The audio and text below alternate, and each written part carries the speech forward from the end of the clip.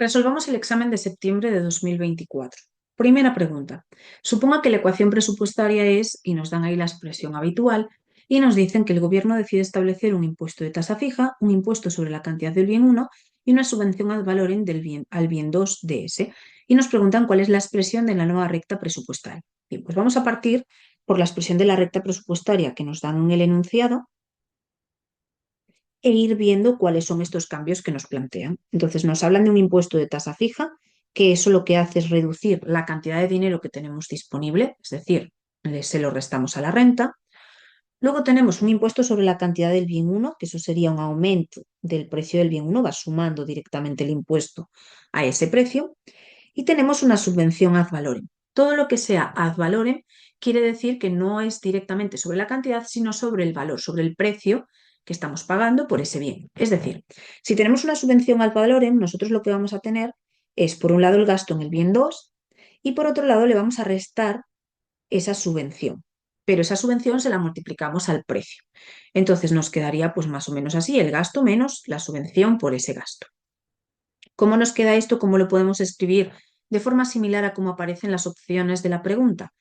Pues de esta forma podemos sacar factor común y nos quedaría que P2 por 1 menos S y por X2 reflejaría esa subvención ad valorem. Es decir, la respuesta correcta aquí sería la respuesta B, que es la que recoge todos esos cambios que estamos planteando. Pregunta 2. La relación marginal de sustitución representa. La relación marginal de sustitución siempre tenemos que pensar que es la pendiente de la curva de indiferencia. Y lo que representa es la cantidad de un bien a la que el individuo está dispuesto a renunciar para poder comprar unidades adicionales del otro sin que varíe su satisfacción, es decir, estando sobre la misma curva de indiferencia. Por lo tanto, opción A, el lugar geométrico de las combinaciones de bienes que son indiferentes entre sí. Ese lugar geométrico es la representación de esas combinaciones, es decir, es la curva de indiferencia. Por lo tanto, no, la relación marginal de sustitución no es lo mismo que la curva de indiferencia. Así que esa no sería la correcta. La cantidad que el individuo está dispuesto a entregar de un bien para obtener unidades adicionales del otro y permanecer sobre la misma curva de indiferencia. Esto se parece bastante a la definición que yo decía, y sí, es esto, la cantidad de un bien a la que hay que renunciar, a la que el individuo está dispuesto a renunciar para obtener unidades adicionales del otro siempre y cuando la satisfacción no cambie, es decir, siempre y cuando nos mantengamos sobre la misma curva de indiferencia. Luego nos dan más opciones, nos dicen la máxima cantidad que se puede obtener de un bien dado un nivel de renta. Eso es el punto de corte de la recta presupuestaria, no es la relación marginal de sustitución. Y luego tenemos que es la curva de nivel de la función de utilidad. Tampoco es la curva de nivel de la función de utilidad, porque eso sería la curva de indiferencia. Así que de las otras opciones ninguna sería posible. 3. La función de utilidad de un consumidor viene dada por 2x1 más x2. Es una ecuación de primer grado, una función lineal, y por tanto estamos con preferencias de bienes sustitutivos perfectos. Nos dice, la relación marginal es constante, la relación marginal de sustitución es constante e igual a la unidad. ¿Que es constante? Sí, porque en las funciones lineales siempre nos daban una pendiente constante. ¿Es igual a 1? Bueno, si nosotros calculamos la relación marginal de sustitución aquí, es decir, la pendiente, nos va a dar 2, porque sería 2 entre 1, es decir, 2. Así que no es igual a la unidad. B. Las curvas de indiferencia son convexas con respecto al origen. Las curvas de indiferencia son líneas rectas cuando tenemos una función lineal, por lo tanto, no es cierta. La cesta 2,4 se prefiere a la 4,2. Bueno, vamos a ver eso.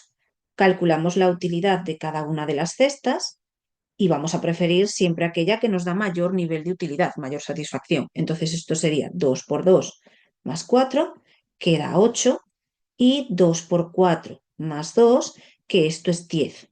¿Qué cesta se prefiere? La 4,2, es decir, al revés de lo que nos dicen en la opción C.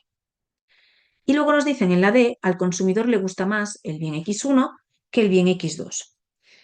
Entendiendo que cuando tenemos preferencias de este tipo, normalmente solo se consume uno de los dos, vamos a ver qué pasaría, por ejemplo, si solo se consume una unidad del bien 1 y nada del bien 2, y lo vamos a comparar con el caso contrario, que solo se consuma una unidad del bien 2.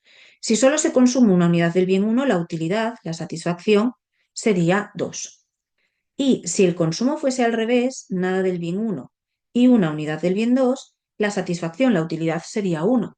Entonces, ¿qué le pasa a este consumidor? Pues que obtiene mayor satisfacción consumiendo el bien 1. Por lo tanto, sí, le gusta más el bien 1 que el bien 2, básicamente porque le proporciona mayor satisfacción, mayor utilidad. Por lo tanto, la D sería correcta. 4. Suponiendo que es posible compensar al consumidor por la pérdida de una unidad de X1 dándole 3 unidades del bien 2, independientemente de las proporciones en las que los esté consumiendo, entonces su función de utilidad es esa relación de intercambio que le damos al consumidor es la relación marginal de sustitución, que nos dicen que siempre es la misma, porque da igual la proporción en que consuma los bienes, siempre se le puede dar 3 unidades del bien 2 a cambio de una unidad del bien 1. Por tanto, la relación marginal de sustitución es constante. Y si tenemos una RMS constante, estamos ante preferencias de bienes sustitutivos perfectos. Por lo tanto, de las opciones que nos dan aquí, podría ser o la A o la C, que son las dos funciones lineales. Y de esas dos, ¿cuál de ellas nos da una relación marginal de sustitución en valor absoluto igual a 3? Pues la C. Al hacer derivadas parciales, nos quedaría 3 entre 1, es decir, 3. 5. Un consumidor dispone de 1.200 euros al mes para gastar en ver películas, que es el bien X, y en el resto de los bienes, que es Y, cuyos precios son respectivamente 6 y 10. Nos dice el número máximo de películas que puede ver este consumidor es de 20. El número máximo sería dividir la renta entre el precio de las películas, entre 6. Y el número máximo nos daría 200 y no 20. B. Si el consumidor decidiera ver 10 películas, es decir, X igual a 10, podría consumir como máximo 75 unidades del resto de los bienes. Pues vamos a calcularlo a partir de la recta presupuestaria, es decir, precio por cantidad del bien X, que sería 6 por 10, más el precio por la cantidad del bien Y, tiene que ser igual a 1.200. Vamos a despejar de ahí la Y. Esto nos daría 1.140, con lo cual lo máximo que podría consumir de Y serían 114 unidades y no 75. O sea que la B es falsa también. C. En esta economía, el precio de las películas en términos de los demás bienes es de 0,6. Eso es el coste de oportunidad, es decir, la pendiente de la recta presupuestaria, que sería en este caso 6 entre 10, es decir, si es 0,6. Por tanto, esta es la respuesta correcta. Y luego la D, para que nos quede ahí explicada también, dice el número máximo de unidades de otros bienes que el consumidor puede adquirir es 100, dividimos la renta entre el precio de los otros bienes y esto nos da 120 y no 100. Por lo tanto, tampoco sería correcta esa. 6. Los gustos de un consumidor vienen representados por la siguiente función de utilidad, que es X por Y al cubo. ¿Cómo repartirá su renta entre ambos bienes? Vamos a utilizar las funciones de demanda para ver la proporción de dinero que dedicamos a cada bien. Funciones de demanda en este caso, que es una Cobb-Douglas, el exponente de la X entre la suma de los dos exponentes por la renta entre el precio de X, es decir, un cuarto por M entre el precio de X. Nos daría la función de demanda de X y este un cuarto, que es 0,25, nos está diciendo la proporción de dinero que se dedica a ese bien, que es un 25%. En cuanto al bien Y, pues lo mismo, pero con el exponente de Y, que es 3 entre 1 más 3, por la renta entre el precio de Y. Esto es 3 cuartos por la renta entre el precio de Y. Y ese 3 cuartos nos está diciendo que al resto de los bienes, bueno, al bien Y, perdón, le estaríamos dedicando el 75% de la renta. Entonces, la respuesta correcta aquí sería que gasta un 25% de su renta en X y el resto en el bien Y. 7. Sabemos que cuando aumenta el precio de un bien, aumenta el gasto en el mismo. El gasto y el ingreso para las empresas vienen siendo lo mismo. Entonces, si aumenta el precio de un bien y aumenta el gasto en el mismo, ¿eso qué significa? Pues eso nos está diciendo. Entonces, estamos hablando de un bien cuya demanda es, si aumenta el precio y eso hace aumentar el gasto, estamos ante un bien que tiene una demanda inelástica. ¿Por qué? Porque al aumentar el precio, la cantidad se va a reducir. Pero si el gasto está aumentando, es que la variación del precio tiene más fuerza, digamos, que lo que varía la cantidad. O sea, que la cantidad varía poco con respecto a la variación del precio. Por lo tanto, la demanda es inelástica, le afectan poco las variaciones en el precio. 8. Indique la afirmación correcta. A. Si X es un bien inferior y la renta de los consumidores aumenta, la demanda de X aumenta. Si X es un bien inferior y aumenta la renta, la demanda disminuiría, porque se trata de un bien inferior. Por lo tanto, la A es falsa. B. Si X es un bien normal e Y un bien sustitutivo de X, un aumento del precio de X aumenta la demanda de Y. Si X e Y son sustitutivos y aumenta el precio de X, sí que es cierto que cambiaríamos y pasaríamos a consumir el bien Y. Básicamente porque son bienes sustitutivos. Se entiende que nos da igual consumir uno u otro, así que si uno se encarece, compraremos el otro. C. Si X es un bien normal y la renta de los consumidores disminuye, la demanda de X aumenta. Si es un bien normal y disminuye la renta, disminuye la demanda. Por lo tanto, falsa. Y la D nos dice, si X es un bien normal e Y un complementario de X, una disminución del precio de X disminuye la demanda de Y. Si son bienes complementarios y uno se abarata, aumenta el consumo de los dos, aumentaría la demanda. Por lo tanto, falsa. 9. Cuando se trata de bienes complementarios perfectos, el efecto sustitución es negativo. En los complementarios perfectos no hay efecto sustitución, así que esa no podría ser. Y lo que tendríamos es un efecto renta negativo, porque los bienes complementarios son bienes normales. Así que la primera nos dice efecto sustitución negativo, no sería. Efecto renta cero, no. Efecto renta positivo tampoco. Y sería la D. Ninguna de las otras respuestas es correcta. 10. Supongamos la siguiente función de utilidad, que es x1 por x2. Si el consumidor eligiera la cesta de bienes 10, 4, cuando los precios de ambos bienes son 3 y 5, entonces podemos afirmar que vamos a comprobar para ver si estamos maximizando la utilidad. Y eso lo hacemos calculando la relación marginal de sustitución en ese punto, en el 10, 4, que la relación marginal de sustitución es derivada con respecto a x1, es decir, x2, entre la derivada con respecto a x2, que es x1.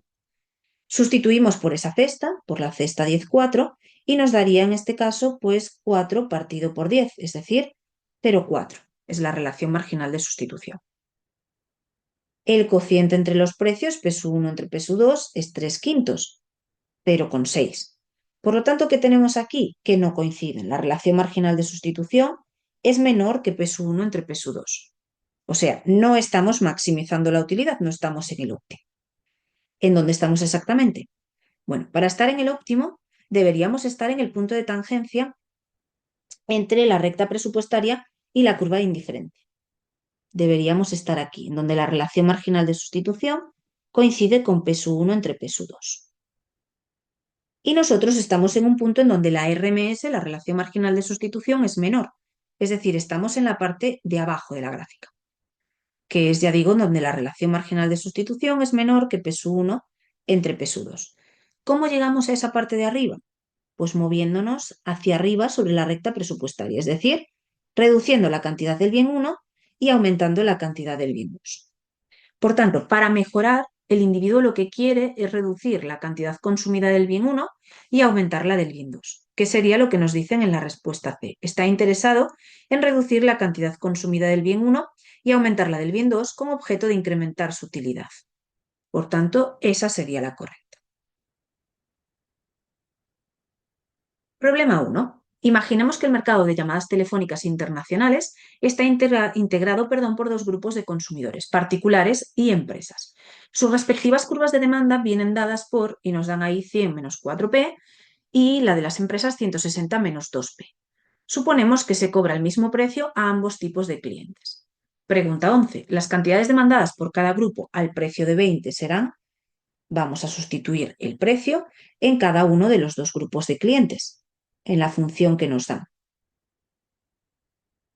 Así que para los particulares tendríamos 100 menos 80, es decir, 20 unidades, y para las empresas tenemos 160 menos 2 por 20, es decir, menos 40, 120 unidades. Por lo tanto, las cantidades consumidas aquí, las que nos dan en la opción A, 20 y 120.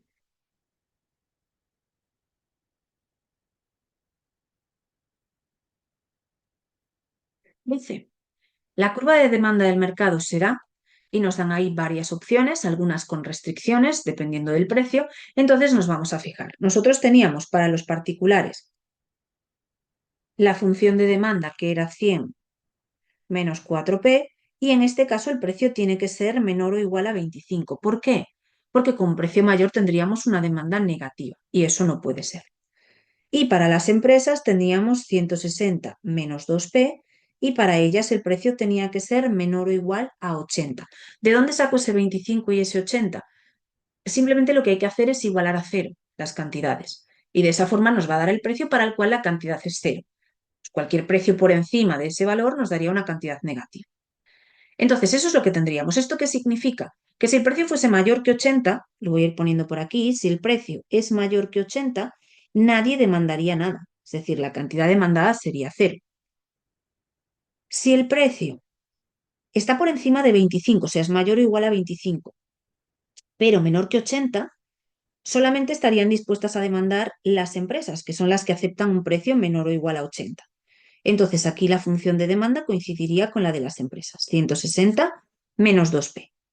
Y si el precio fuese menor que 25, los dos grupos estarían dispuestos a demandar.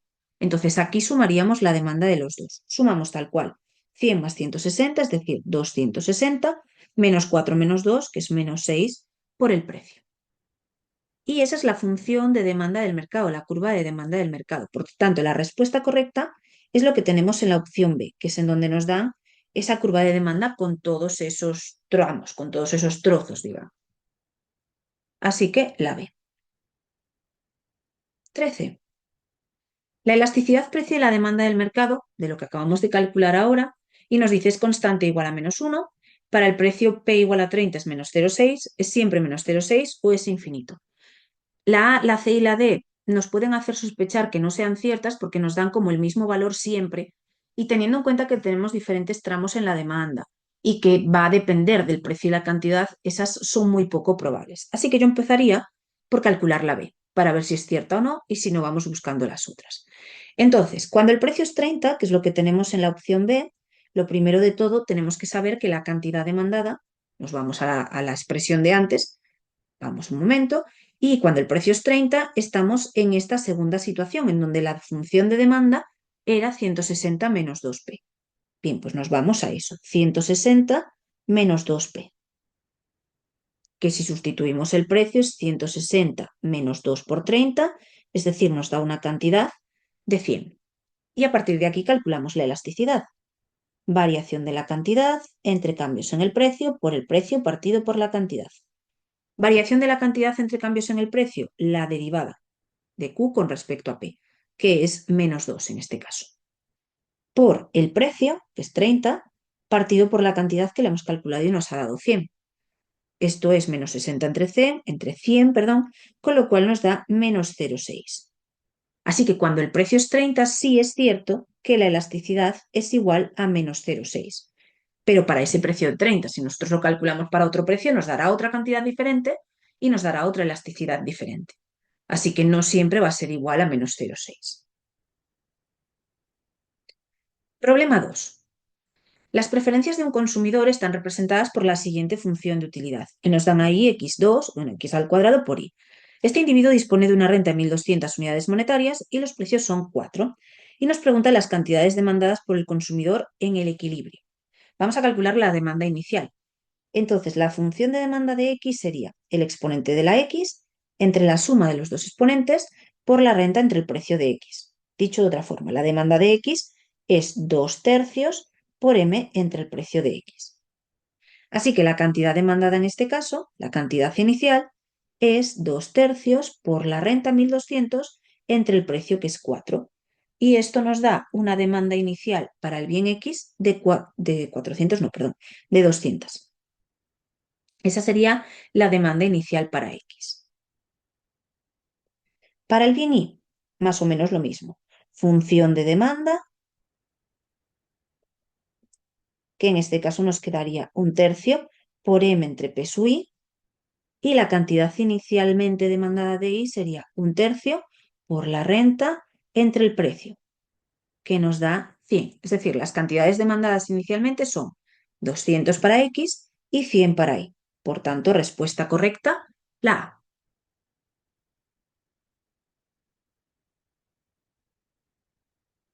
15. Suponga que se produce una reducción del precio de X de modo que pasa a ser igual a 1. Vale, entonces el nuevo precio de X es 1. manteniéndose la renta y el precio de I. El equilibrio en la nueva situación será, pues calculamos ahora el valor final, tanto de X como de Y, que esto era pues 2/3 por la renta, aquí entre el nuevo precio de X, 2/3 por 1.200 entre 1, esto nos da 800, y para I no va a cambiar, pero bueno, lo vamos a poner, 1/3 por M entre el precio de Y, que esto ya nos había dado antes, 100. Para I no cambia porque no depende del precio de X, entonces no cambia. D. 16. El efecto total de la variación del precio de X sobre el consumo de los bienes ha sido el efecto total. El efecto total es la diferencia entre las dos cantidades, o sea, el valor final menos el valor inicial, que esto viene siendo 800 menos 200, es decir, 600 unidades. Por lo tanto, la respuesta correcta aquí, la C, un aumento del consumo de X, me da positivo, así que es un aumento del consumo de X de 600 unidades. 17. Los efectos renta y sustitución sobre el consumo de X según Slasky son: para hacer efecto sustitución y efecto renta necesito saber la cantidad de dinero que necesitaría el individuo para comprar la cesta inicial con los nuevos precios y luego lo que compraría realmente con ese dinero. Entonces vamos a calcular esa renta compensada, que sería nuevo precio del bien X por la cantidad inicial, que eran 200, más el precio de Y, que es 4, por la cantidad inicial, que era 100. Y esto nos da 600 unidades monetarias.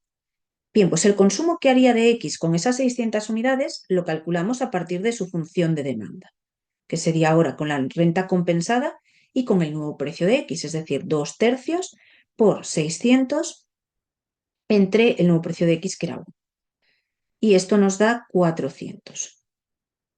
Efecto sustitución para X, valor C menos el A, es decir, 400 menos 200, que son 200 unidades. Efecto renta para X, valor final menos ese valor compensado. Es decir, al final consumíamos 800 menos 400, que nos da 400. Por lo tanto, la respuesta correcta aquí en el efecto sustitución y el efecto renta sería la D. 200 unidades el efecto sustitución y 400 el efecto renta. Problema 3. La curva de demanda del bien X viene dada por 100 menos 2P y nos dice: 18. Determinar lo que está dispuesto a pagar como máximo el consumidor por adquirir 10 unidades del bien. Lo que está dispuesto a pagar como máximo es el excedente bruto del consumidor. Por lo tanto, vamos a calcularlo a partir de la gráfica, como siempre. Ponemos por aquí cantidad y precio. Cuando la cantidad es 0, el precio sería 50, que es este punto de corte en el eje vertical, y nos están hablando de lo que pasaría cuando adquiere 10 unidades del bien. Bueno, pues esas 10 unidades tenemos que calcular cuánto sería antes de nada el precio. Entonces 10 sería 100 menos 2 por el precio, o sea que nos daría un precio de 45. Vale, pues el excedente bruto es la suma de el triángulo que nos queda por encima del 45 y el rectángulo que tenemos por debajo, es decir, A más B. Calculamos A, base por altura partido por 2, que da 25. Y calculamos B, 10 por 45, que son 450. La suma de los dos, 25 más 450, 475, que es lo que nosotros tenemos aquí.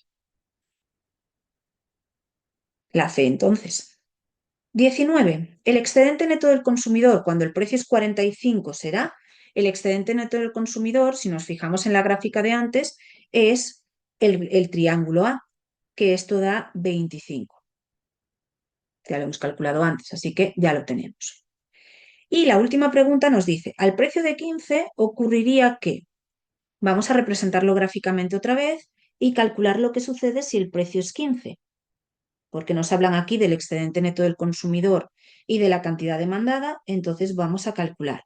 Esto era 50, si tenemos un precio de 15, nos daría una cantidad y sustituimos. Entonces, cuando el precio es 15, la cantidad era 100 menos 2 por el precio, menos 2 por 15, la cantidad es 70, así que estaríamos aquí. La cantidad sería 70, primera de las cosas que nos preguntan, y luego nos piden el excedente neto del consumidor. Base por la altura partido por 2, que esto si lo calculamos da 1225. Por lo tanto, la respuesta correcta aquí sería la D y con esto terminaríamos este examen.